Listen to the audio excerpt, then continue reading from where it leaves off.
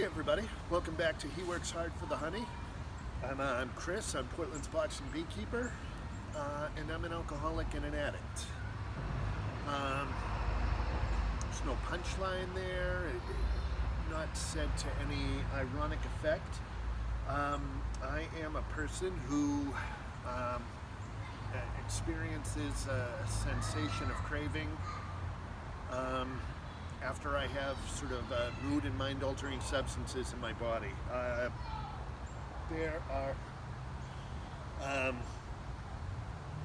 a ton of ideas why that happens. The one I've come to most closely believe is that there is a greater correlation with trauma and substance abuse than there is between obesity and diabetes. And so one way I've kind of come to understand my experience is that I was a traumatized person trying to cope in a world that maybe doesn't understand trauma or addiction. But I'm not a doctor or a high-level psychiatrist. It's kind of just been sort of most true to my experience. And I bring that up because working with bees, it's impossible not to see the bigger picture, to kind of look around and see ecosystems. It's hard not to look at things and see sort of microcosms and community, because that's what a hive is. It's a sort of superorganism where, yes, the bee is the organism or the insect, but can't sort of survive and thrive without not only the rest of the hive, but becomes sort of better in the community. And that's what helped me get better. Feels like there are a lot of parallels. I was surrounded by, if you've heard my story before, I was surrounded by strangers. I was surrounded by people who didn't know me from Adam, who said if they didn't see me again, they'd be worried about me. And, they were like-minded and like-experienced people. And I'm talking about this because you are going to start to see a little bit of a rift between our He Works Hard for the Honey and our honey pantry. Whereas we have this wonderful opportunity,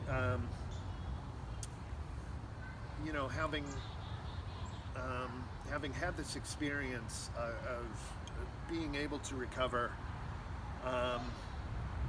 wanting to give back to that. I've had friends who've passed away from this process. I have had countless people I've supported pass away through this process. And, I don't want anyone to not live long enough to be able to experience what I have. And so we are hoping in the very near future to become a nonprofit, 501c3, that will have substance abuse and mental health recovery aspects to it. Whereas the Honey Pantry is going to continue to be a way that still distractible even 9 years into recovery, as a way of selling our honey and my wife's wonderful bath and kitchen products. And we are starting to branch into the Honey Pantry, into homemade jewelry from Maine artists I hope you'll check that out. But I also hope that you'll stay in touch here at He Works Hard for the Honey. And we, in the immediate future, are going to support 3 people in early recovery to take a beginner's beekeeping class. And going forward, we hope within the next 2 to 3 years, that's my timeline. I'm rushed and a impulsive hippie as all. But sometime in the near future, what we'd like to do is acquire land and start a farm program. And all of you who know me know that at the beginning of my recovery, I was unemployable. I had about a year and a half where I was not able to manage having a job and being recovered. And so what we'd like to do, again, I want no one to experience what I experienced. Our farm program will hire exclusively people in early recovery and help them maintain employment during that part of their life. And we will also, my hope is, be giving away our crops to families who are food insecure or otherwise low income.